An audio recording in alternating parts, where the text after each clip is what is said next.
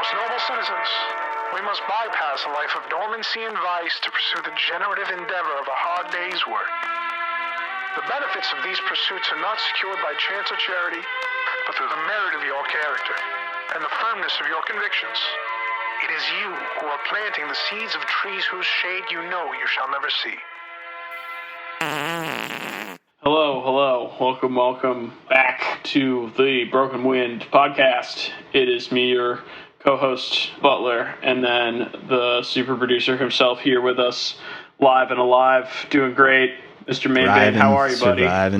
Thriving and surviving. Living through Tell me this about it. hellscape that we are all in. Yeah. It's, well, you know, in the lighter fare at the top of the show, one thing I'll say, and, you know, there is a somewhat concerning looking tropical depression moving along a somewhat concerning track at this very moment, and that storm may start with an M, as the most foreboding storm last year did too, but either way, it does seem as if this may be a shockingly mild hurricane season for the Americas, at least. You know, the Carolinas have been having a little bit rough a go of it, but otherwise, it's been crazy. Probably because we cut all that spending for the weather reporting. If you stop watching the weather gets better. Look at that. Well, my joke, too, is Trump turned off the hurricane machine because clearly Brandon had left that on the way it's old the people government do with spending. the stove and stuff. You spend money on weather reporting, and then you're going to have more weather disasters because that's the way things go. And once you cut it, of course, we're not really going to keep doing the conservative bit. This isn't that episode. So No. We're back to being. We're back. What's the term he uses for Zoran Mamdani? Is it communist maniacs? Is that what it is? You know, far left radicals, whatever. I wanted to take some time at the top of the show to just make sure to sort of highlight that we beat Gavin Newsom to the podcasting space, and I don't feel like we pat ourselves on the back hard enough or often enough. Honestly. Yeah, I think we really need to highlight One that. could say we're the OG. It was at least in comparison to Gavin Newsom. In the post Gavin Newsom world, you can say that like pretty much everything after Gavin Newsom was influenced by us because we were influencing Gavin Newsom because we decided to do a podcast. We came out first. We released first. It was down to the wire, but we did it. And you know what? The historical record will show, and we will make damn sure of it, that we were podcasting before Gavin Newsom. So f*** you, gruesome Gavin. Gruesome, I can't even say it right. Oh, Greasy Gavin. Greasy Goosey. Yeah, whatever. Yeah, so... Or New Scum. What else? New Scum. Yeah, I think that's their thing. You got a good lighter fare for the top of the show as well? Lighter fare? No, I don't. Mm-hmm. Nothing is light in this time. Nothing's period. Light these days. Well, we can issue a bit of a correction to ourselves or a self-criticism, as the Maoists would do. We're having a struggle session on the Charlie Kirk episode that we recorded beforehand because I was just so wrong about what had happened.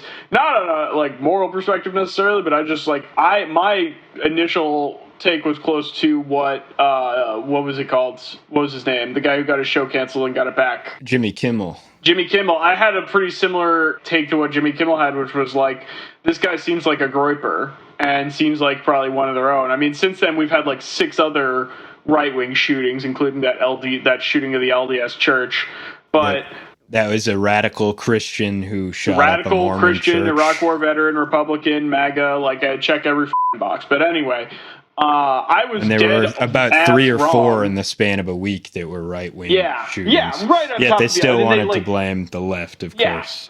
Them. So I was wrong in just a very just factual sense that was kind of hard for anyone to edit, and I don't know if we might release that one, who knows. It was hot takes right after everything landed, but since then it's come out that this guy was really much more of your sort of confused, incoherent American liberal. Similar and profile to the Trump shooters. You throw in the proximity to Mormonism too. Like, that's when the profile really makes perfect sense to me. And I felt silly for not, seeing that it's not any kind of explicit political ideology. It's a lot more of like incoherence and randomness than I was, I think, paying attention to. It's a sign of the times. If you're going to have a Gilded Age 2.0, you're going to have lots and lots of random violent events. It's part of it.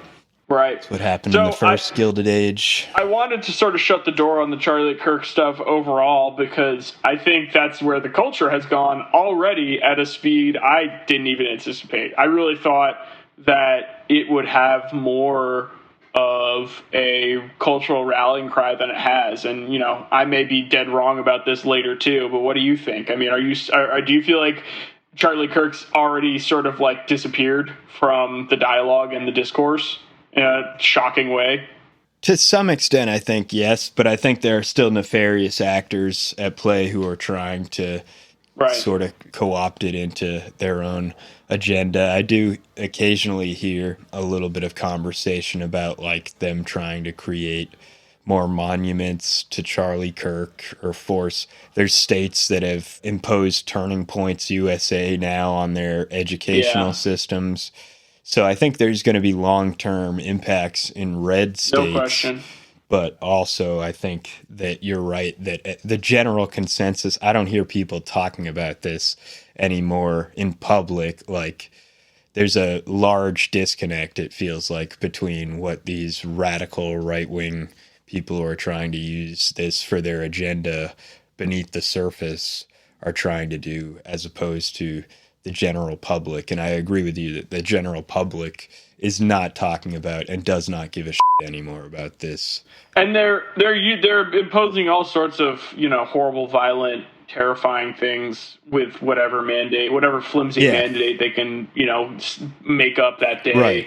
Yeah, and the news cycle's just too quick because since Charlie Kirk, there's been like 18 politically motivated shootings. So it's like you can't, how could you possibly actually retain that one and hold on to it and maintain and make it seem special? Yeah, you can't wave that bloody shirt when a bunch of LDS people just got gunned down. Especially when you didn't get the results you wanted. It wasn't Trans-Tifa. Yeah, and the Antifa terrorism designation is something we haven't even brought up. But you know what? To any feds listening, we are not Antifa. We disavow. Love. Yeah, I am not Spartacus. I'm actually anti-Antifa. Is what I am. So you figure what that means. But I guess anti-Antifa. Right? Is that? Which one do you want us to be legally not thrown in a concentration camp? I'm not sure, dude, honestly.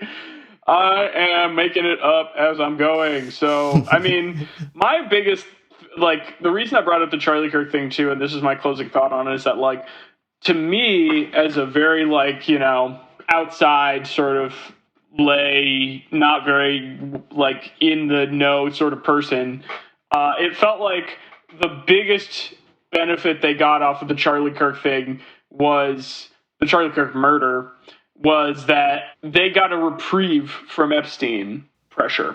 Yeah. They were able to completely wipe that out of the conversation for a week. And that's the thing that has surprised me, is that Epstein, and what we're coming back to a section I love, Epstein ain't going away. It's not. It's staying around. No one's letting go of this one, dude. We know that you know this shit very well. You knew this motherfucker. You ran in the same circles. You were pals.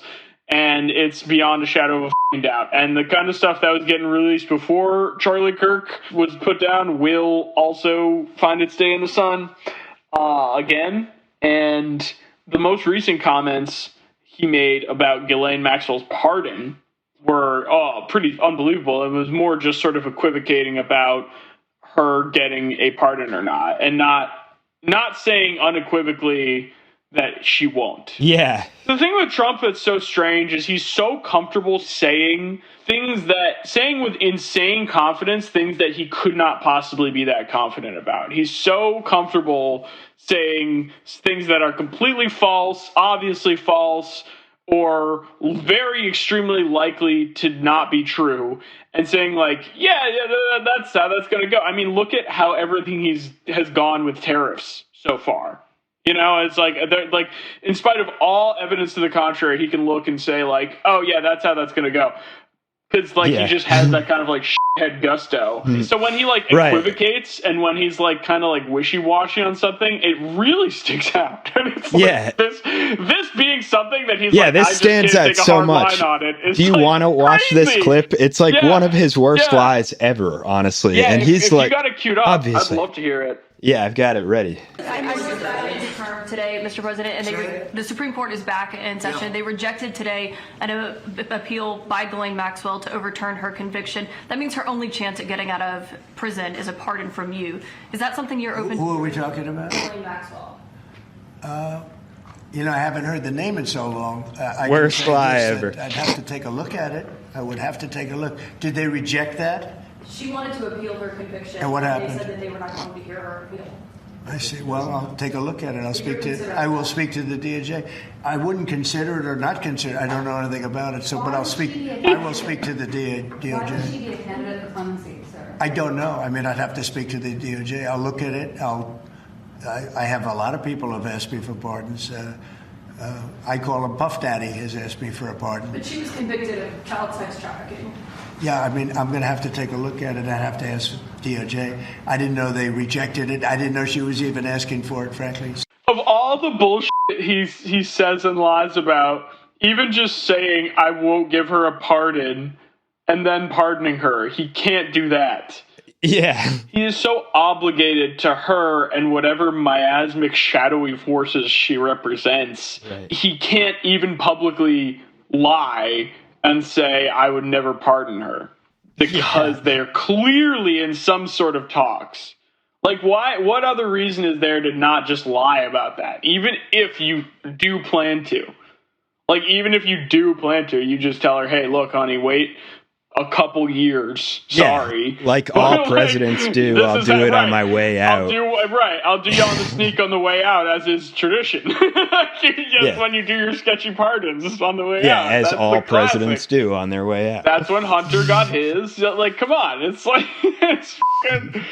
Oh, yeah. That blew me away. It is really mind-boggling. Yeah, never let it go away. And Marjorie Taylor Greene is not letting it go either, which is crazy. Right. It is crazy. Even Marjorie Taylor Greene is sounding the alarm bells and starting to say that she doesn't stand for what the Republican Party supports anymore, and that she's acknowledging that prices have been going up, that healthcare costs are going to rise significantly due to the wages shutdown. Are the same. Wages have stagnated. Right. She's there saying on the media, which has an effect that hey, the Republicans do have control every branch of government. And so when the government is shut down, it is their prerogative. And it's right. That's a pretty easy calculus to do in front of the American people. And a lot of them are actually perfectly capable of doing it themselves and already have. And they are doing it. Yeah, that's why we're seeing a big shift start to happen now. Yeah. And it's the biggest shift we've seen, I think, in a long time in American culture, to be honest, is people catching on to the fact that they've been had, and that yet again they've been fooled by a candidate who sold them on change or some sort of outsider reformism, and yet again they were sold a false bill of goods, and now they're reaping the rewards of that, which is actually the opposite of a reward, of course. And so people are seeing the costs, and they're now clearly shutting the government down, and people are actually onto it, as you said. And the Democrats were finally starting to do a pretty good job at actually seizing this moment. I'm finding this politician who I hadn't heard about. His name's Brian Schatz. And he, I think... Not a good name. Not a great name, but check this out. He's actually, I think, what he's doing right now, standing on the floor, he makes absolute fools of the Republicans here in an undeniable way, and shows that the Epstein stuff isn't going away, and much of this shutdown stuff. Wait, Schatz is talking Epstein on the floor? Yeah, check this out. It's so awesome. You know what?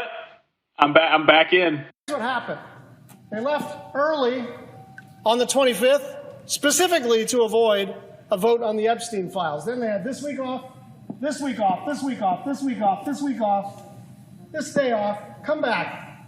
1, 2, 3, long weekend. 1, 2, 3, 4, long weekend. 1, 2, 3, 4, long weekend. Another break, another break, another break, and now they're saying another break.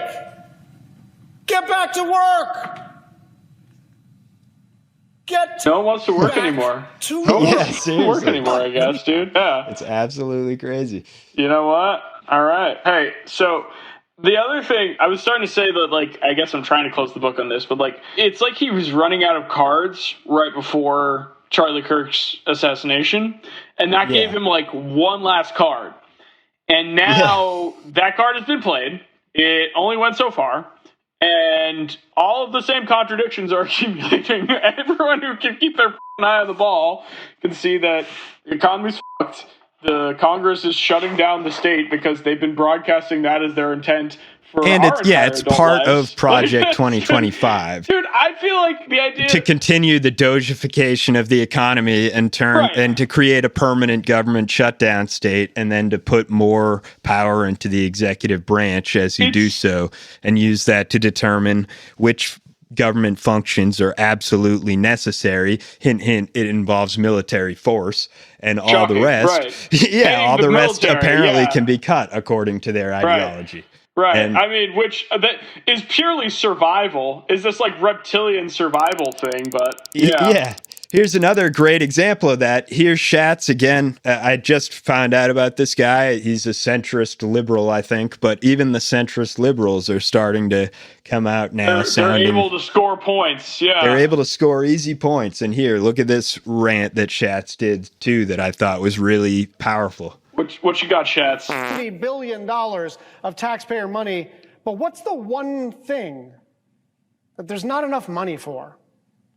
You. There's not enough money for you. There's enough money for a $50 billion tariff bailout. There's enough money for Argentina, but there's not enough money. Hilarious. Oh my God. I can't believe we hadn't even They don't have enough money to help a family of 4 that's going to have to pay $300 more per month to keep their health care. Gotta talk Argentina. They have the money to cover for Trump's economic incompetence, but apparently they don't have the money to prevent a small business owner or a taxi driver or an early retiree from losing their health care. This is not complicated at all. Donald Trump's economy is already hard as it is because of his choices to create shortages of electricity, of lumber, of food, of health care. Electricity prices are going up at twice the rate of inflation. Vegetables are up nearly 40%. Grocery prices are at their highest in 3 years. And now people are supposed to find hundreds, if not thousands of dollars to spare every single month or give up their health care coverage and hope they don't get sick. Well, so, yeah, I mean, the thing I was going to say is that, like, they ran out of cards on the Charlie Kirk. So now, and conspicuously missing there from Mr. Schatz on the centrist tip is Israel. Yeah. No mention of that, but that's like Palestine. But even without mentioning Palestine, that Israel. now. Well, I'm not here to talk or not talk Brian Schatz. What I'm saying is like the ceasefire got announced. Another ceasefire got announced too. I wanted to touch on that really quickly because I don't think we haven't talked about the side every episode really because it's always hard to like talk about. I know what to say about, but this new ceasefire. Hopefully there's something to it. It's really interesting because people do seem to be optimistic about it on the Palestinian side. And then also hearing Tony Blair is going to be in charge of Palestine does not bode well to me. Like that, I heard that and I was immediately like, oh, so this is like every other bullshit ceasefire. Oh, like it really made me like sad in my gut. But like, there was also like give me this moment of like thinking about how history rhymes so much, and one of those rhymes is always America first, make America great again. Like that has its own roots back in the early run up to World War II era, and that was a movement that had to more or less disappear from cultural memory because of its sympathies for Nazism. But then another layer of repetition here is a British guy being put in charge of Palestine. Yeah. We had the same, and Iran is the same story. It's like these were British colonies. That is how this shit got to where it is. Like, this is a critical step in all of this getting so fucked up, is these countries very far away, through no mandate other than their own prerogative and violence, deciding that they need to get into these places and shit up and basically to just abscond with the resources and like human capital.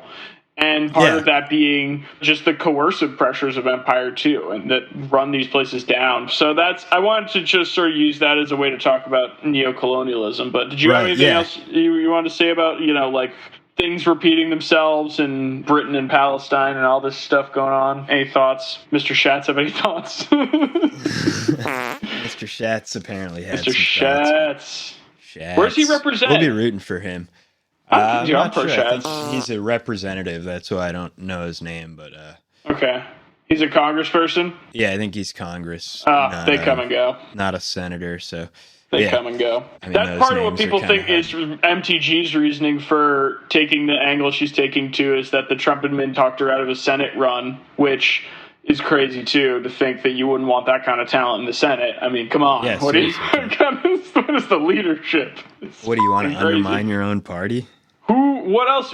So Lindsey Graham is good enough for the Senate? Yeah, he gets to be a senator. Ted Cruz. Yeah, Ted Cruz. You think about all the Republican senators, you think Marjorie Taylor Greene isn't good enough? What the is wrong Even with look at the guy in charge of it, Thune. That guy looks like a goblin. God. He gets to be in charge of the Senate, and you're not having Marjorie Taylor Greene there? She should be in charge of the Senate. Black holes of charisma. At least I was shocked, like listening to Marjorie Taylor Greene last time. I was like, maybe it's just because the subject matter was more recognizable, but she was a lot easier to listen to than Ted Cruz. Awful guy. And then also I wanted to bring up, did you see Javier Milei doing the rock concert? I had to pencil that in. That's a great way to transition to neocolonialism, because Argentina has such a weird, baffling relationship compared to the rest of South and Central America. But yeah, I mean, what the is going on there, dude? Can you catch me up? Because I can't even wrap my mind around it. I think I know what's going on, but it's insane. So what's your read on the situation? My understanding of the situation is that Trump got played, and that was revealed by the screenshot over Bessent's shoulder that he was reading, our good friend Scott Bessent. Right. And he's even spoken about the Argentina trade relations too. But there was this text from Bessent that I'm going to look up right now that revealed how another person who's high up in U.S. finances there was like someone said that basically Trump just got royally f***ed by China, refusing to purchase U.S. soybeans. And Argentina's decided to sell their soybeans to China, right? Yeah. And as Trump went to bail out the Argentinian economy of $20 billion, as Schatz pointed out there. Yep. Trump offered to bail it out because this was the crown jewel of libertarianism. It was supposed to be where the free market was going to prove itself. The ideological project of Javier Milei and Elon Musk. He's going to do anarcho-capitalism. Yeah, he's finally going to do it right. Better experiment than the Kansas experiment capitalism. Of cutting. The most perfect example ever of capitalism, completely destroying the Argentinian currency, causing massive currency deflation, and that was massive the purpose. Austerity, cutting everything, essentially the dojification of the Argentinian economy about having 1 year ahead of ours. Having a crypto rug pull along the way too. Yep, crypto rug pulling. Yep. And then a concert also. Did you see the concert? Yeah, I have the concert ready to go. You have the concert? Dude, I haven't been able to watch. Oh, yeah. Let's watch some more of this. Yeah. Such Captain Libertarian. What the fuck? 15,000 people, okay. This is him celebrating after Trump gave him our $20 billion. So he got a free bailout because they had to prove that libertarianism works, and that's why they had to subsidize it with $20 billion of our money. And then immediately went and sold their soybeans to the Chinese. Yeah, and then they immediately go and take that money and help collude with the Chinese to destroy U.S. soybean farming, which has now left angry farmers in a situation that they're calling Farmageddon. And these farmers are starting to turn on Trump and saying, I have all this land and I want to use the land and work on it. And I don't actually want just a government handout. What I want is a market to sell my goods to. And what you've done is destroyed the world's largest market. The biggest population on Earth is now purchasing absolutely zero U.S. soybeans. And that there's a graph of that, which is staggering. That Listener, shows. I'm laughing because it's terrifying what the implications are of this shit when you really think about it. And like the Argentina thing is so fucking crazy too, because I was just thinking about this, that like I feel more and more confident every day that at some point we are going to see Javier Milei bail out the social welfare state of Argentina out of pure necessity. Because it's better and quicker and cheaper. It'll be more than this $20 billion for sure. Yeah, that's only what they need now. They're probably going to keep giving the Argentinians money hilariously, and then like I said, I think there's a good chance that some part of the Argentinian welfare state is bailed out by Javier Milei out of pure necessity, because I think that this asshole is going to run up headlong against the fact that you just can't do certain things at a profit. It's just not possible. And if you need a proof positive of this, I think we can look to the American airline system, which has probably never made a profit in its entire existence, considering they need to be bailed out every 4 years. And I'm not sure if you're aware, because it's flown completely under the radar, but Spirit Airlines had another bailout recently, too. Did you know that? Spirit Airlines needed a bailout, too? Spirit Airlines was bailed out. Yeah, and then we also have Trump seizing parts of corporations, which I'm sure that would come with strings attached. As he acquires part of Intel and other companies, he had the government take a 10% share of Intel, which would actually. It's restructuring. It's not receiving a government bailout. I heard that wrong. Sorry.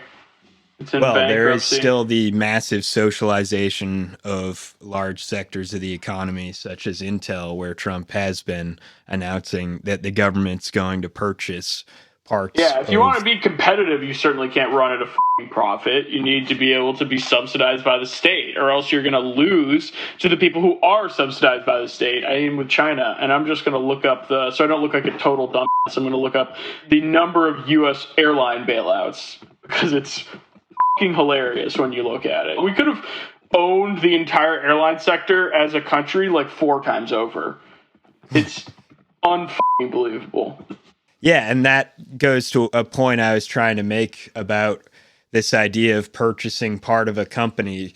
There is a socialist argument that, and it's also, I would argue, a nationalistic argument that if you are going to be subsidizing a company, then all of us taxpayers ought to have a stake in that company if our own tax money is going to be used to help bail them out. And we see that in places, even Alaska. Every citizen in Alaska receives a share of the oil profits because they simply could not survive for parts of the year without having figured out a way to share the wealth that is produced by their oil for large parts of the season where it's so dark and cold that people can't work.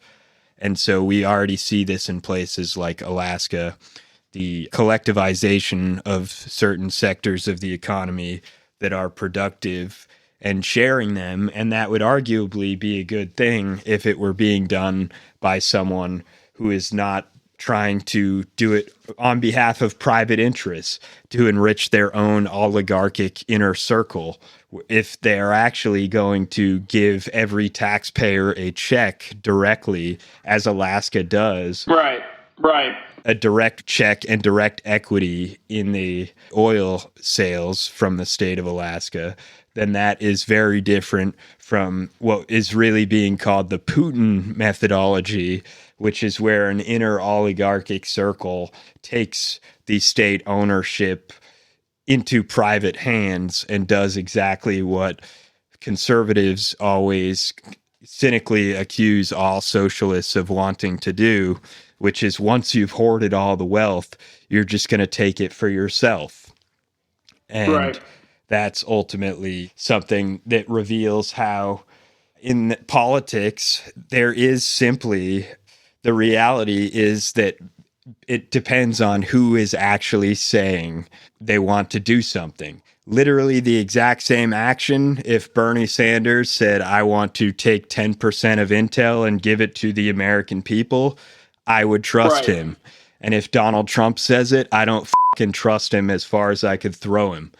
And I think anyone who does ought to believe that I have absolutely every bridge to sell them. Not just one bridge, but actually I own all the bridges, and I'm willing to sell you all of them for a great big discount. Yeah, and this is why I have so little patience left for people who are still really pro-clutching a lot about, like, authoritarianism and dictatorship, too, because it's like, at the end of the day, like, there is an importance to executive leadership. You do need to have someone who's, like, character you sort of trust in there, making those sort of, like, unpopular You can't get around the need for a philosopher king. It's either you can entertain them, or yourself it's going to be with like the idea a council of people who perform the same sort of role. But like it's as long as there's a state of some kind or a hierarchy of some kind, like that's going to be there. So it's like who they are matters.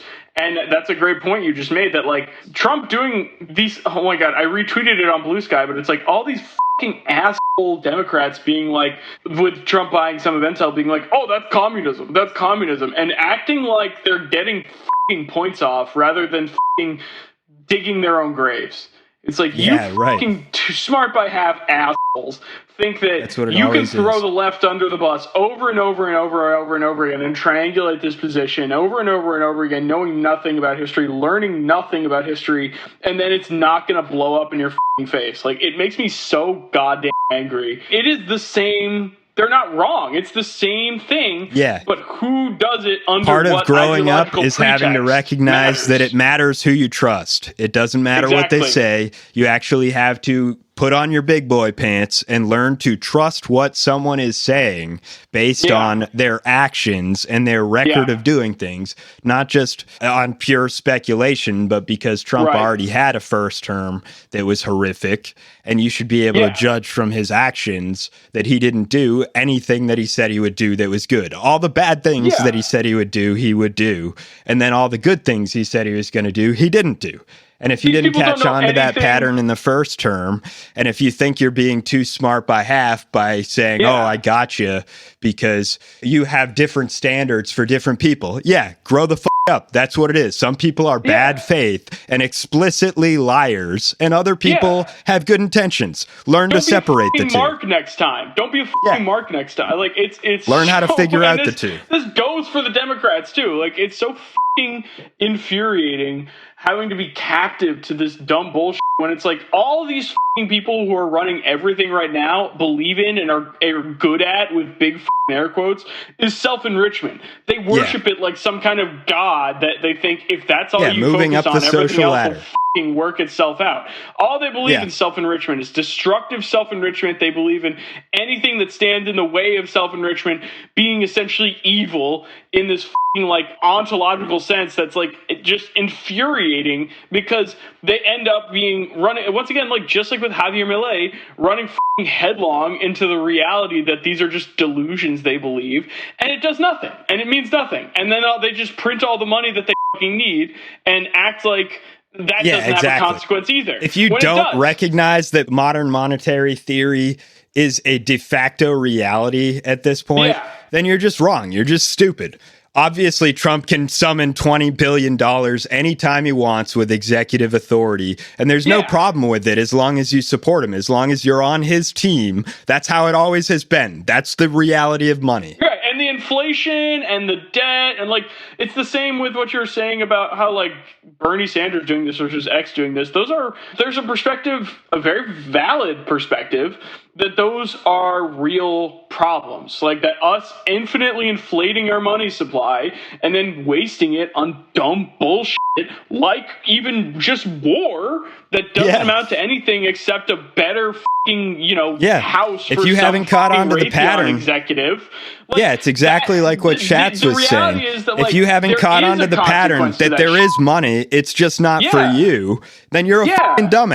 That's all it is. Again, it's like there is a consequence to that endless fucking printing of money, but the problem isn't the endless printing of the money. The problem is what the money is being used towards and who has a say over that. And they are so fucking good at making you assholes get mad about this or that. I mean, I had like some words with a friend the other night about the Democrats triangulating about trans people, and I made sure to quote the quote of Lyndon B. Johnson saying, like, if you convince the lowest white man that he's better than the best colored man, you don't have to pick his pocket. He will empty his pockets for you. You give someone to look down on, and they will be so grateful to you, and they will believe that you really got the shit figured out.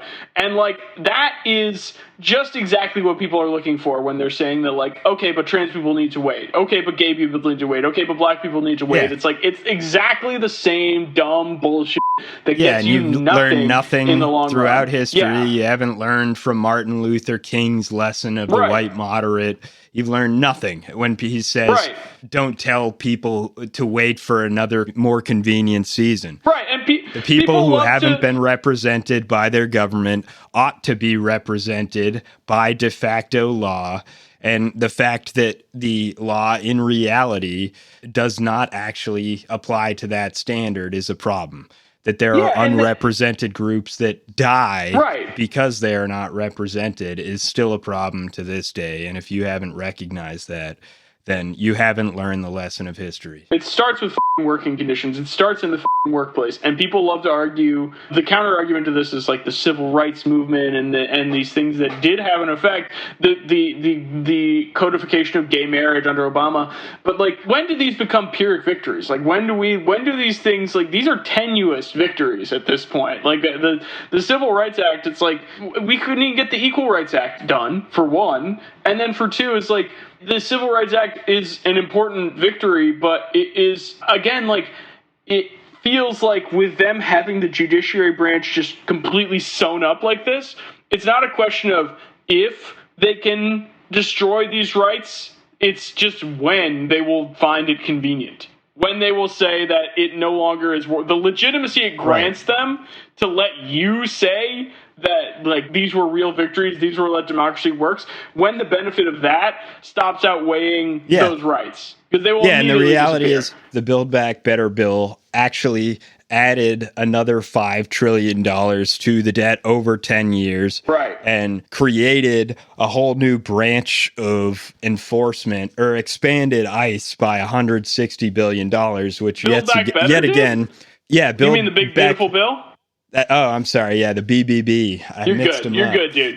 I know. Well, like, but it provided funding for $160 billion new dollars, and you're telling me that the president doesn't have the power to create money through executive authority? Because I don't see any conservatives arguing anymore with this, or libertarians arguing against this authority. It turns out if you happen to support the cause, if this is your political pet cause, the money is already there. Even if it adds to the deficit, you can increase the military budget to over 1.1 trillion and then add another 160 billion in funding for ICE. And this amounts to essentially what is a new WPA, a new public works program, in the wake of what would be a massive depression because of all the austerity that they've done.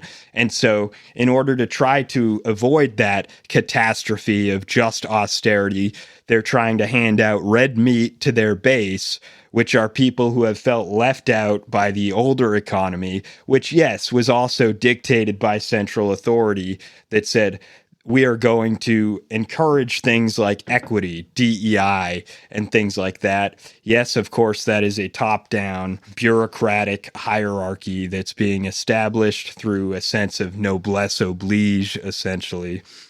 Right. But to argue that this is not the ideal way for a state to be run, for the quote-unquote elites to be using their power in order to actually apply a process of justice in which they actually reduce their power and expand the power and rights of other people universally, to argue that that's not what quote-unquote traditional elites are supposed to be doing with their power is actually arguing then that might is right and that ultimately Goliath is who we should praise as opposed to David.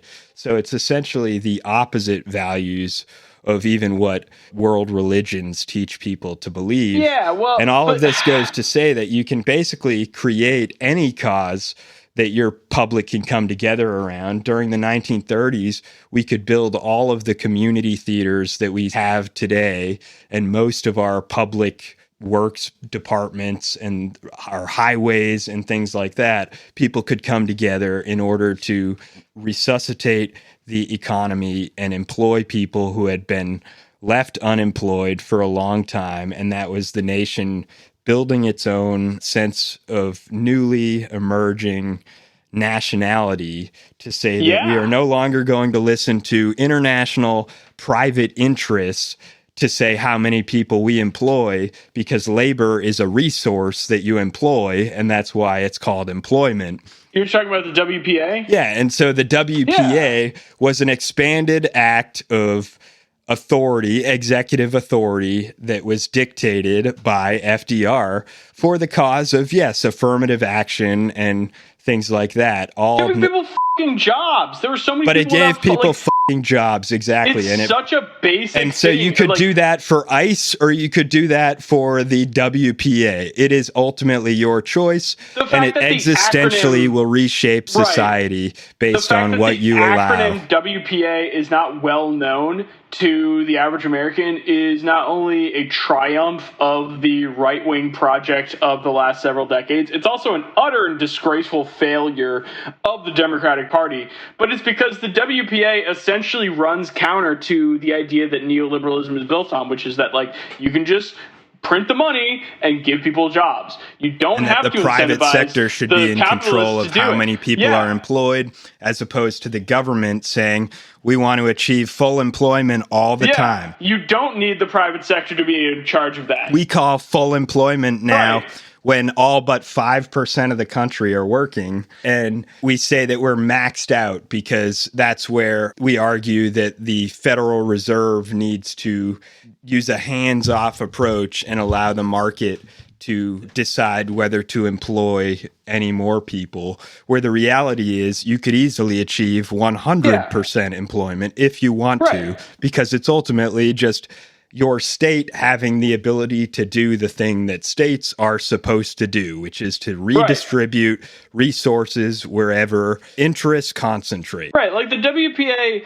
even in the circumstance where, like, because there were certainly WPA projects that were a bad idea or were a waste of time or this or that, like, problem. But at the end of the day, it's like the government just paying people to do this or that dumb bullshit, clean up a beach, clean up a highway. To do social work, mental health workers. Dollars. It creates meaning for people and community. Yes, it gives people shit to do. It's better than incentivizing the latest, like, fucking hot VC idea because they're telling you some bullshit about the potential Or returns. You could create meaning around mass deportation, which is the argument that ICE the goal now. exists on. I gotta say too that, like, one of the things. So I just watched the first episode on Hassan's stream of the new Mussolini series that came out on Sky. That's on some, like, movie. So you should definitely check it out. I'd like to check it out. I'm gonna watch it at some point. It's on Prime now too, I think. But cool. It's fucking in Italian. It's amazing. It's very, like, true to the, like, sequence of events. And, you know, as with the Third Reich, the OG fascists in Italy were World War I vets who had this mixture of nationalism that had gotten them into World War I in the first place, and, oftentimes like socialist sympathies. And just in general, they were more or less thugs. Like, that's the real defining trait of all of it, is a reaction to both things and rejection of, like, almost everything. Like a fully reactionary ideology. Yeah, exactly. And a willingness to collaborate with the people who are already in power and do violence on their behalf. And, I think about it in terms of how, like, mafia at that time was not a force that was well understood. It was considered to be sort of, like, esoteric, but it was real. And someone like Mussolini understood that very well. Yeah, it's like, what is the force that private interests will use by themselves against protesters and laborers? This is the point I'm which is getting Pinkertons, hired mercenaries and thugs who crack down on protesters, and it was just the evolution of that. Ultimately. And Mussolini was a person who could gather a crowd. He famously originated as a socialist writer who could generate a large populist crowd during World War I. But by the time of World War II, his political philosophy, quote unquote, had evolved, and they decided that Italy should go for the spoils and ultimately change sides to the Axis powers, even though they fought on the Allied side. It was always a philosophy of convenience. It was always about, like, Mussolini was the most, it was a cynical interpretation of socialism. And so he ultimately said, I know how to get you a crowd. And he went to the powerful elites of Italy who are all surrounded by the monarchy and the Vatican, and basically said, you have two choices, essentially. No matter what, there's a ton of populist fervor around socialism. So you can either wait for a giant mob to overthrow you, or you can cynically join me, and I can basically promise you to deliver large crowds as well, and populism. And that was ultimately the grand bargain behind Mussolini, I believe. There's even more to it that I've been learning about recently regarding a character named Gabriele D'Annunzio. We don't have time to get into all of this. A lot of it's in the show, but I brought it up because this is what makes it like fascism being connected to imperialism early on too. Like you'll see, but the reason I brought it up is because the veterans he was getting from World War I were critical in just their capacity for violence and desire to. Because they're just PTSD, and they don't know any life other than violence after World War I, right? I think about that with these ICE fucks, is that this maybe they're not the new Nazi party quite yet, although, I mean, they probably are, but my biggest concern is the type of person who joins ICE and is then rewarded with a six-figure cushy salary to do that kind of terrorism bullshit domestically, just because people look different, don't speak the same language, go around pointing guns at people in Chicago. These thugs are encouraged to wear masks because they know what they're doing is actually internationally illegal. Yes, they're thugs. They know it. They get off and it always looks that way, just like it did when they overthrew Allende in Chile. Yeah, wearing it's the masks. same thing in the schoolyard too. These people are thugs. They just like terrorizing people. They like victimizing people. They like having control over people with violence. And these are the people the state is rewarding over teachers and social workers, because that's the society we can't afford to pay for teachers, but we want these people to have money to participate in the economy. We want that because they're the good ones. And then the people who have been left unemployed by DEI or things like that, those are the ones now who... And so, God forbid this money spigot ever gets turned off, and these thugs are set loose with that burning expense hole in their pocket and that capacity for violence and nothing to necessarily contain them. That is the next step in this process. And it's because the reason why ICE and they're rewarded for their violence. That's the key part. From the top down, the president is rewarding them for being violent and then saying that protest is also violence and words are violence. Right. And ICE can't necessarily work because ICE is already the state. Like, they don't have the mandate to crack down internally necessarily the way, although they are on brown people. It's like until they are, I don't know. I don't think they're trying to seize the government because they already have it. And the problem with that is that means they're not reshaping it necessarily, and that's what they will try and do. And what that looks like is like, I don't know. Like, they're reshaping it too. Like, they're reshaping it in every way. What we just talked about at the top of the show with like I don't know if you're familiar with the TrueAnon rules, but there's one of the best TrueAnon rules is if you don't pay your guys, they're not your guys anymore. And despite the government shutdown, they're going to great lengths to make sure the U.S. military gets paid. And similar to what we were just talking about with ICE, is like the kind of loyalty that will engender with the kind of people who are already in those kind of positions is concerning in what kind of like social base that's forming for a really muscular fascist movement that's even less of a minority than it is now and even more violent than they are now. I just think that's like perfect. They're setting themselves up perfectly for those next steps, and it's very, very concerning. You know what else they need for some really good fascism to get cooking? You know what else they need in that? What's that, Louisiana? You get jambalaya going. You get that roux. You get that nice little roux going. You get some crawdads in there. You know what else you need for a little fascism jambalaya? You're gonna need some economic immiseration. You're gonna need to really that economy up. And how's the economy looking to you, pal? This is my transition. Is the economy looking good to you? How's it? What are your thoughts? No. In the quick assessment, no. On short Friday, answer, no. Yeah, short answer, no. It dropped quite a lot going into this weekend. Damn. By I believe at least 2 or 3% it dropped by, and that's also because, or at least I believe that it's due to the volatility of prices, because what these tariffs are doing is only creating a market for luxury goods, and that's being revealed by the fact that only the top 10 percentile is responsible now for 50% of the spending, which is basically Gilded Age levels of luxury.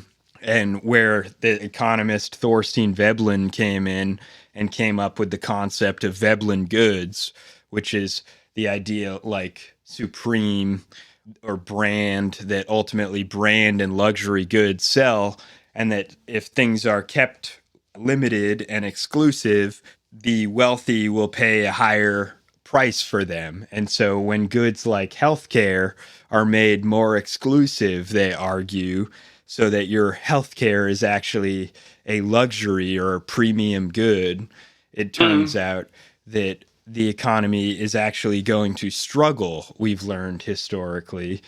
Right. And what we're finding is that ultimately across the board, all prices are incredibly high, which is very volatile. And this was before Trump's tariffs, and Trump's tariffs threaten to make this significantly worse, because it provides, just like during COVID, the opportunity for suppliers to raise their prices, even if they don't need to, just because the conversation about inflation starts to happen, and that becomes a self-fulfilling prophecy. Yeah. So while we're at a time where prices are 30 times higher than Warren Buffett argues that they should be, because Warren Buffett's recommendation was to invest in companies that were around a 1-to-1 price-to-earnings ratio.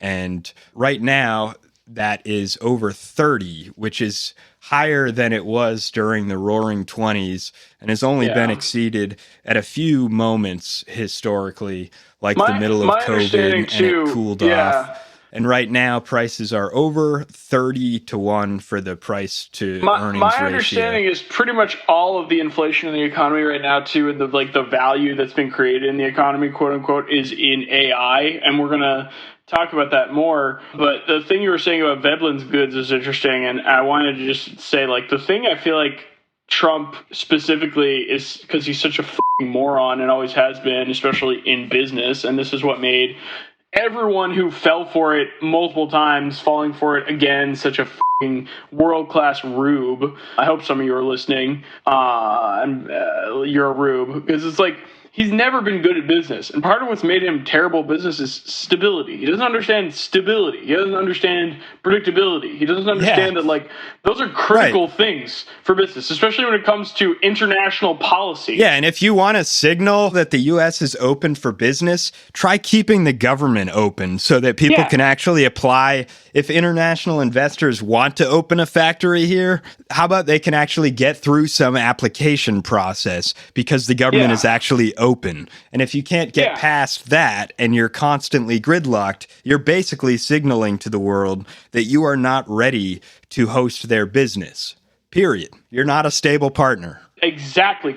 You're not a stable trading partner. And all factors set aside, if you are China or Iran or name a country, Germany, and you are getting ready to do business with another country, and you understand going into it as part of your due diligence that this country's monetary policy is set by fiat, by their erratic and unpredictable and, quite frankly, stupid, dumb, water-brained ass shithead president who is extremely petty, you're going to go into that negotiation a lot more aggressively. There's going to be a lot more fat in there to just prepare yourself for what kind of dumb bullshit this asshole might throw at you. And that's something that we're going to be dealing with as Americans way after this guy's gone. That is what it means to not be a stable trading partner anymore, is that places come in without the intent to try and make a deal with you, but more with the intent that, like, okay, we need to make sure we're as profitable as possible so that no matter what these assholes try and pull, we're not going to lose out on this. Yeah, they're not going to pull the rug out from under us. Yeah, and that's such a worse... That's like going from a AAA Gold Star credit rating to your first Discover card in the world of international trade. Like, that is an incredible we had that humiliation. Before, a AAA credit rating, and that was lowered under this administration because we're not a reliable trading partner. Like when your game show host president suddenly reneges on the deal from his first term and lies about it like he did with Canada and says, who made this terrible deal? When he is responsible for the deals that he's currently complaining about, the USMCA trade deal with Canada and Mexico. He's complaining about his own deal. He's complaining about the Iran deal. You're not a stable trading partner. You elected a ridiculously insane game show host who reneged on all of your deals. That's why your economy sucks. Yeah, when China enters a around and find out stance, as is their right, because they believe in national sovereignty, unlike the U.S., which they've demonstrated many times in this current administration. And so, they do business with them accordingly. But when China enters that stance, and Trump has the audacity to get up and tweet that this is a crazy thing to be doing, to be imposing these kind of sudden and intense tariffs on a trading partner, when Trump has the audacity to basically complain to the refs. Did you read the Truth Social post about it? It's maddening because it's like, you asshole, this is exactly what you've been doing. This has been your strategy. He complained to go around about and act like you're the first person to think of being an asshole to your trading partners. That's your brilliant move. Yeah, you think you're the first person who thought of being an asshole trading, and you didn't think that they would respond in kind to you being an asshole? That's what this looks like. That is what this looks like to any sane, objective person. And that is so fucking humiliating as an American to have to live with, knowing that the person who's ended up on top of the heap is behaving like this, when we really did have an excellent trading relationship with one of the most auspicious trading countries historically. Paper, fireworks, things that we use a lot in this country. I don't know if people know that those are Chinese joints, but the Chinese are people that history has shown that when cultures go and intersect with the Chinese, they typically benefit from both sides. Typically tend to benefit from it. The Chinese are shrewd, industrious, creative people that had many crafts and trades that they've mastered over the years that still don't exist anywhere else in the world. And it's really just Tim Apple said it about the iPhone, that it's like, they're not going to China for cheap labor anymore, motherfuckers. They're going to China because of fair pricing. They're an educated workforce that they know can produce any product in the world better than anyone else. Skilled workforce. Yes, these people who have the kind of stability you need because they invested in their education. A micro machinist. Like, that's a lot of it, is like literally like machining skill that just does not exist in the US because the state is not investing in that shit. Yeah, it's so... Instead of just austerity for decades after decades, they've been investing in their own population, and capitalists took notice and said, hey, this is the most educated workforce in the world. These people can produce anything better than anywhere else in the world. And it's not because they're anything in particular having to do with them being Chinese. It has to do with their state policy, which you've ignored. And that's why at the end... Even with, there's now all sorts of far-right actors coming about, like Nick Fuentes and Curtis Yarvin, who though they've gotten absolutely everything they could have possibly wanted and then some, they're complaining that, now actually Trump's just doing it wrong. And that's why it's all bad now. The public's turning on him. And it's all because you did it wrong. You just didn't do it pure enough. You people. Let's be unequivocal about it, because we were making some jokes last time that, like, Nick Fuentes is a heinous piece of shit. Curtis Yarvin, I read that thing too, with Curtis Yarvin being like, I'm scared that I have to leave for Europe now because Trump's not doing it right and the Democrats are going to come after me. It's like, you don't live in reality, brother. What the world do you live in? You have everything you ever wanted. You talked about creating... using Trump to create a king-like CEO position that would become the stepping stone for you to create your... is it not everything you dreamed of? It's not everything you dreamed of, and now, it's pure bad faith when a person gets absolutely everything they wanted, and just like Argentina, then goes, actually, it's because you did it wrong. You destroyed the government and cut every single service and program, but you did it wrong, and that's why you have to bail them out with another $20 billion. Nope, you were just wrong the entire time, and now you're working backwards from it, and it turns out that the people you were most angry about were right about everything, as always. The ones you literally have to repress with violence in order to keep their voice, to even their most milquetoast stuff like the WPA, that's not even explicitly socialist or communist anyway, but implies a level of socialism and communism, has to be totally rinsed out of the historical record so that we can do the WA for Nazis, and it's just terrorizing brown people. That's the times we're living in. And then meanwhile, China firming up a deal with Iran to build infrastructure and trade oil, which, again, it's like, it goes back to the thing we were saying about trade earlier. That's like, Iran is a country we could sit here and talk about the issues with, but we would be kind of chauvinistic as Americans to do so, considering the history. And then, more importantly, at least they can manage being a stable trading partner. Even if they're a theocracy, they can still somehow manage that. So what does that say about us? You know, if Iran's such a basket case, why is it they can make a deal here? Why is it they could figure out making the Obama deal too, and now we've just got to terrorize them? Like, what changed? I don't really know. I can't... It's the same with trans people, where it's like, I have a hard time maintaining anything but contempt for people who are able to delude themselves into thinking that, like, the biggest threat to your life as an American is Iran or trans people. It's poverty, you asshole. It's not being able to pay your bills, and you're being built like a sponge by these people, and I am too. I just, like, I don't know. Maybe it's because we all have to pretend not to be angry, because also then we're terrorists if we're angry now. So, terrorism. Yeah, and I want to show... Made up bullshit term. If it loads, I want to show... mean anything. I'm terrified of AI. I feel like it's terrorism to make me use AI. I should say that in the workplace if that comes up. I'll be like, this is terrorism that you're making me do this. I'm terrified of this. You're allowed to just... Yeah, in today's day and age, you are allowed to just complain about anything. You're allowed to be the world's biggest snowflake about any cause whatsoever. you can say that having to wake up in the morning is terrorism for all I care at this point. Well, that's true. The alarm clock is terrorism. Yeah, the alarm clock terrorizes me. The original terrorism. Yeah, the original. That's just a good point.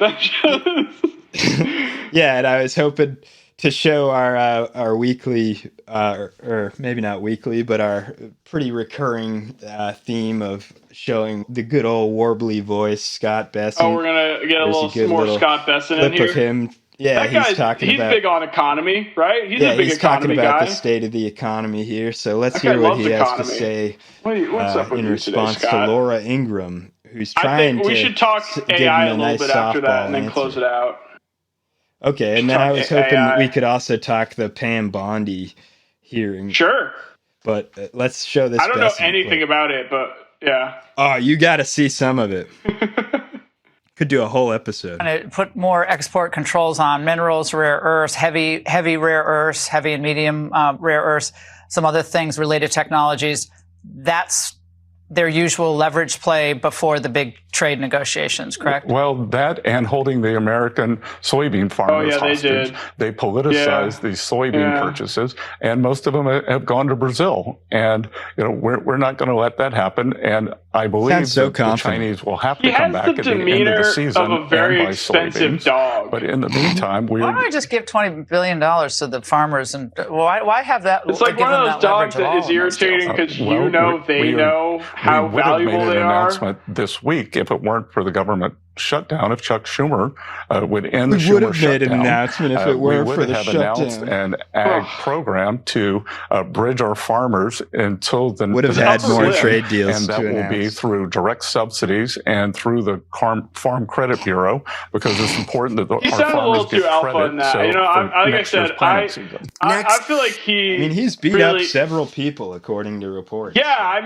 you pointed that out, that he's kind of more of a brawler than we've been giving him credit for. I think that's why we stopped that segment, is I think we realized that he could kick our ass, which tracks with him having the demeanor of an expensive dog. Yeah, he threw bows at Elon Musk. He got in a fight with somebody else. I can't remember who, but another white-collar criminal. Yeah, I decided there were weaker targets than Scott Besson, is why we stopped. Although I hadn't seen his face like that. Like, I hadn't seen him, talk until just, he really does have, a crazy look.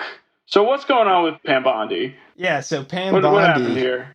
She was in a hearing, which is pretty common to have a House oversight hearing, but she came with all sorts of politicized weaponization, basically accusations to level at people who are doing their job of asking serious questions, like what happened to the $50,000 cash, which was given to Tom Homan, and which is caught on video camera and audio recording of him receiving $50,000 in a restaurant bag, apparently. And so people ask about that. They asked about the Epstein files, and all of these are legitimate questions. Wait a minute, is that Adam Schiff I'm looking at? Adam Schiff did question her too. There were quite a few brutal questions, but this was actually not Adam Schiff. But is that Adam Schiff right there, though? No, that's not him. Okay. There's a tape, right, with Mr. Homan? First of all, is there a tape that has audio and video of the transfer of the $50,000? You would have to talk to Director Patel about that. No, I'm talking to you. I don't know the answer, Senator. Yeah, you do know the answer to that. Don't call me a liar. I didn't call you a liar. You just said I know the answer. I said I don't know the answer. Well, you have to talk to Director Patel. And there are all kinds of these moments of just absolute feigned outrage by her. Yeah, we could almost do an entire episode. This seems confusing. I'm also trying to think, what the f*** Tom Homan is going to do with $50,000 in cash in a bag. And it's so weird. It's And they asked legitimate questions. Is he going to report that on his tax returns? Right. He didn't deny it. And then there were other legitimate questions about credible reporting that there's a photograph with Donald Trump and young women and a stain on his pants. And that was reported by a credible journalist. You know what? This is reminding me of a tirade. You're getting, man, you're getting real libbed up, and no shade. I'm looking at your YouTube algorithm right now. It is libbed the up, and again, no shade, but I want to tell the listener about a recent unhinged sort of fixation you had that was killing me, because I got hundreds of words from my dear co-host, thousands possibly, about perhaps thousands. How annoying it is that we've never seen Trump's feet. And it was like, at first I wouldn't say annoying was weird. The word that I'd use. I don't know, like contemptuous. I don't know what you use a lot of words, man. But I did use a lot of words. It was weird and freakish that we had never seen his feet. And I think there was some mention of I don't know if we've ever seen anyone's feet, but there is also this sort of No, we've seen several past presidents' feet, and that's what he did look actually... It was what got me thinking on that tangent, because we're in the 21st century, and honestly, I think feet are not that much of a taboo anymore. Feet. Yeah, it's not that weird. Yeah, and if you happen to own 60 pools or even one pool, I would think maybe there's one photo of you standing barefoot. Definitely seen Bill Clinton's piggies. There's no chance. Yeah, and there are photos of other presidents kicking it poolside, and of course they're barefoot, but always Trump is pictured anytime that he's by one of his properties, even near a pool. He is 100% of the time fully decked out in his orange makeup, in the suit, and I don't think I've ever seen him in any other context. And that's just weird for someone who claims to be like an everyman, where I think most people who are used to doing their own yard work or perhaps cleaning their own pool. Yeah, those who are not reality TV shows don't have a weird thing about their feet. And I think that he's always had a weird thing about his feet, even before they were giant, bulbous, purple blobs, which they presumably are right now, judging by his hand.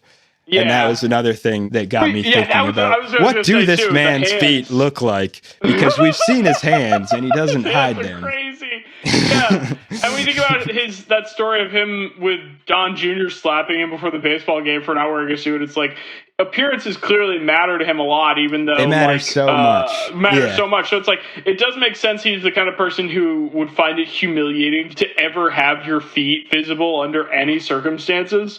So I thought, and he's only allowed to be seen relaxing in the context of golfing, which is just such a conservative mindset. You're still working, so it's cool. Yeah, you're still working. You're still carving up deals amongst the elites. Yeah. But it's the only acceptable form. And in fact, after Obama was president, it became okay that you could golf literally every single weekend as long as you have an R next to your name, and it's not a problem whatsoever.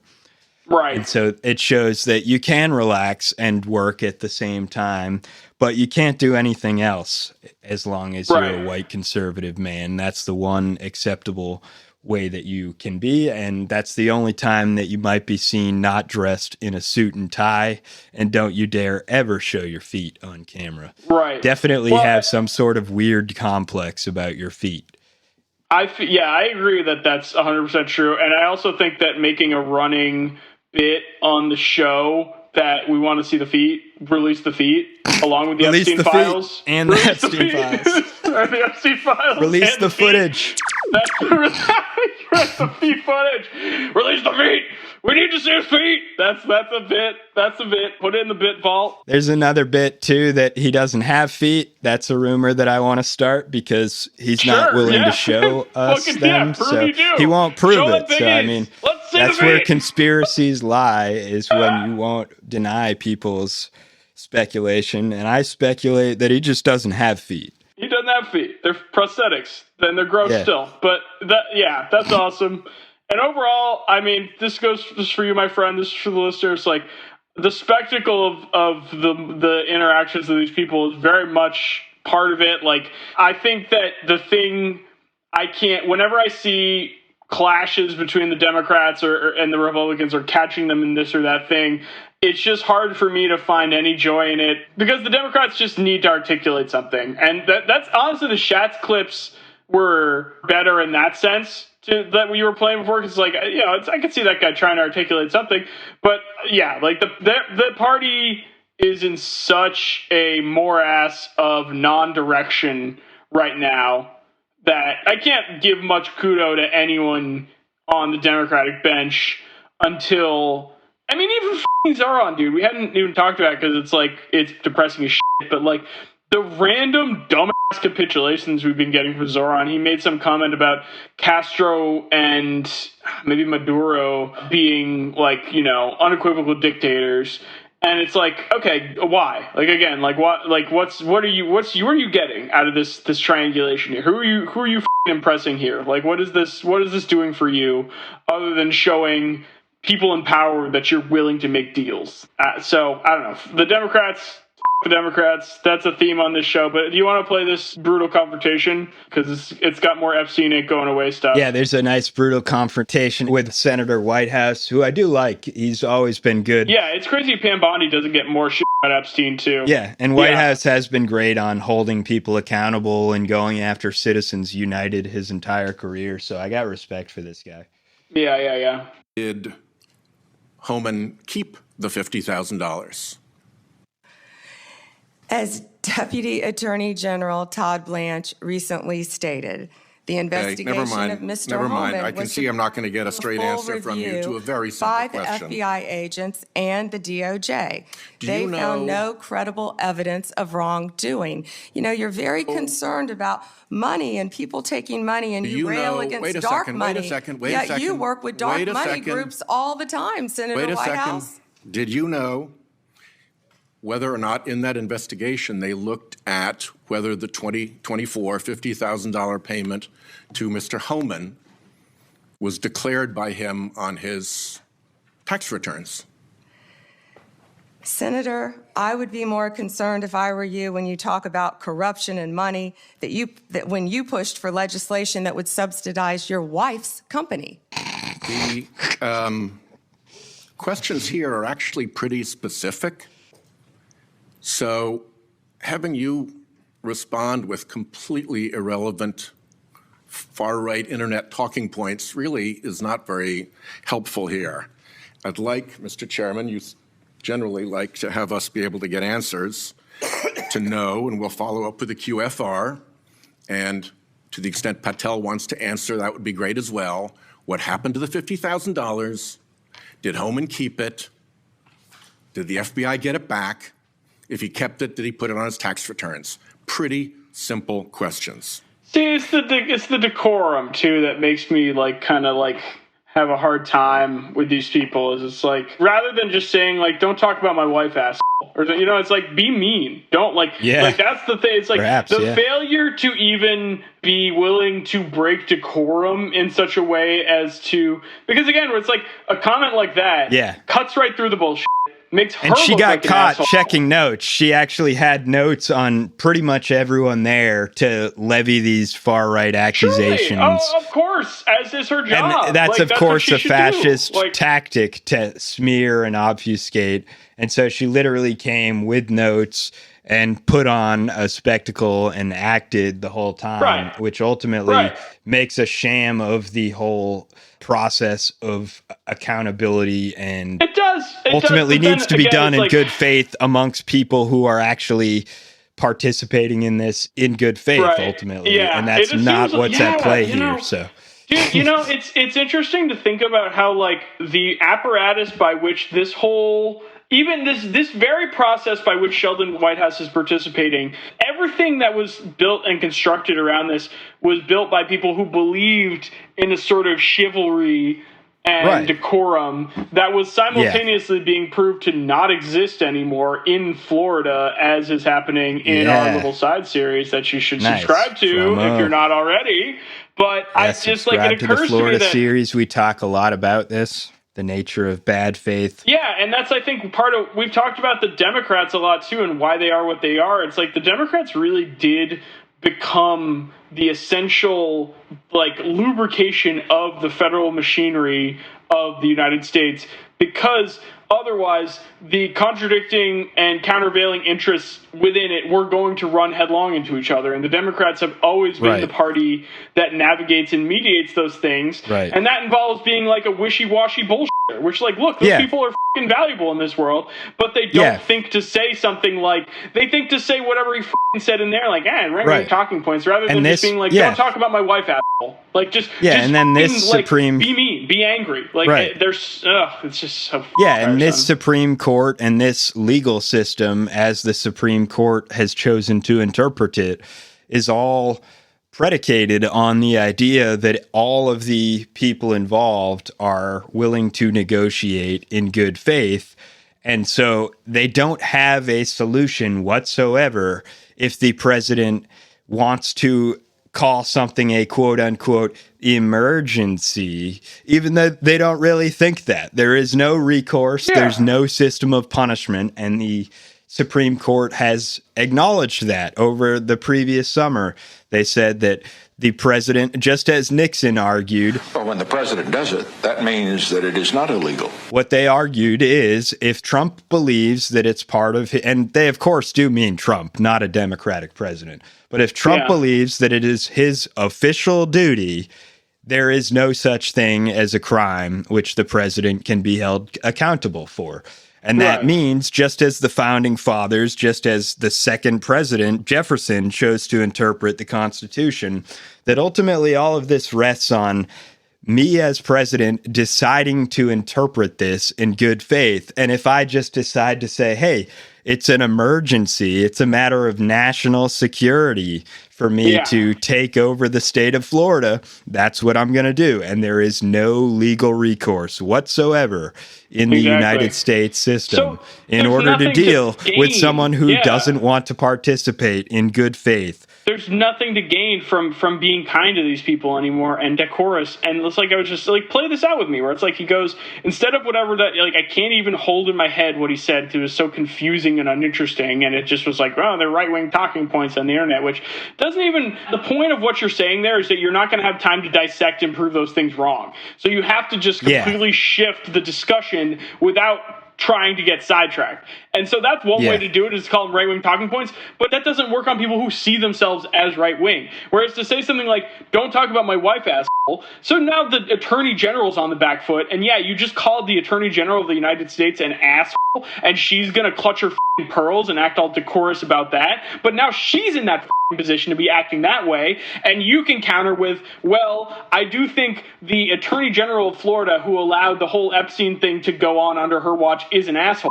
Now she's fully on the back foot. Like, you have no reason to maintain this decorum anymore. And in fact, you need to be more aggressive with these people and put them on the back foot to defend their records. And the fact that they're stuck, like, I know that there's a procedure to all this stuff, but it's like, why is this whole meeting even, like, they've decided that their angle of attack is Tom Homan's mysterious $50,000. Like, I think about the meetings that happened in the Democratic, like, the committee that were like, oh, this is the thing we're going to go after. And it's like, you guys, there's some procedural rule that's telling you that this is within your scope.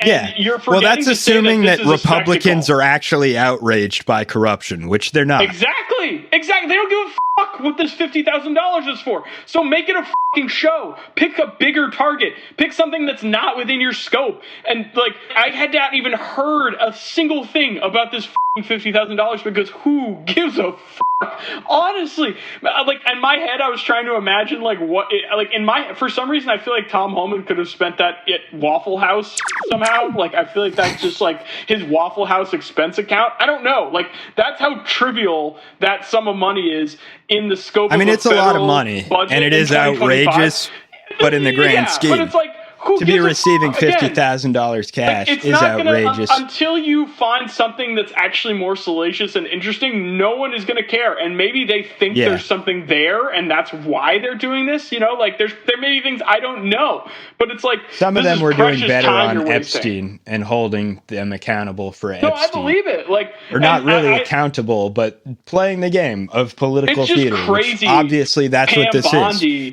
Yeah, it's crazy Pam Bondi doesn't get more questions about it. It's like so much of that happened on her watch. Like, it's crazy. They have to be dragged through the mud, and there have to be clips generated of these people lying, and they have to be made to lie under oath and perjure themselves, which they're doing.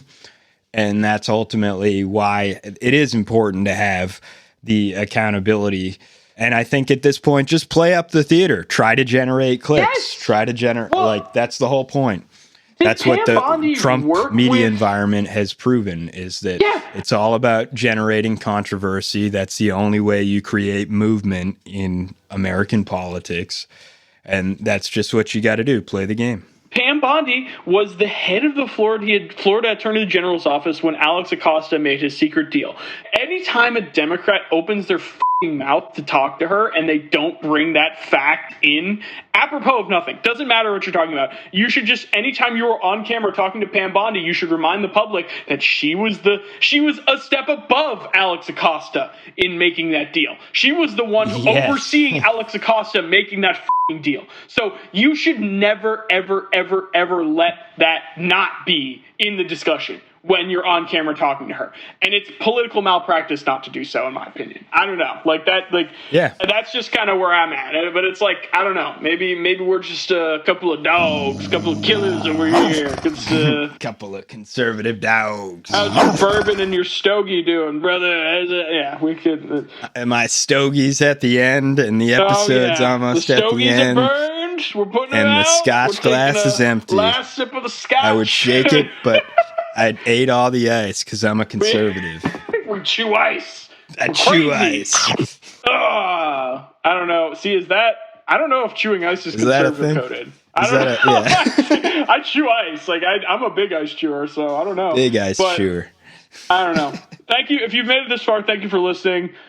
We appreciate all of our listeners so much. Consider subscribing for the Florida series. It's coming along swimmingly. We promise to really try and improve the audio quality once we have maybe like 1 or 2 more subscribers, So if you're on the fence, just think what's on the other side of that fence. Slightly better audio. You might be the reason why this show decides to buy itself a nice, shiny new microphone. Or a Zoom subscription or something. I don't know. Check out our socials on Bluesky. We're Broken Wind Pod. We'll post on there again someday. I'm at Butler's Ghost. I just posted a lengthy rant about Sex and the City and the connection to Jeffrey Epstein that I would love to talk about more sometime. And if anyone's interested, please, if anyone's a Sex and the City head or an Epstein head, ideally both, please find me on there and check out that thread because I'm dying to talk to more people about this. But yeah, you got anything you want to... And we think we're going to do a topical discussion soon on the subject of liberalism. So stay tuned for that. Yes! Ooh, we're very excited. Yeah, get ready for that. And you got anything you want to plug or mention on the end of the show here, pal? No, I think I'm good. We can call this one. Awesome. Stick a fork in it. We're cooked. Stick a fork in it. We're done. Thanks for coming, and peace. Bye-bye. Bye.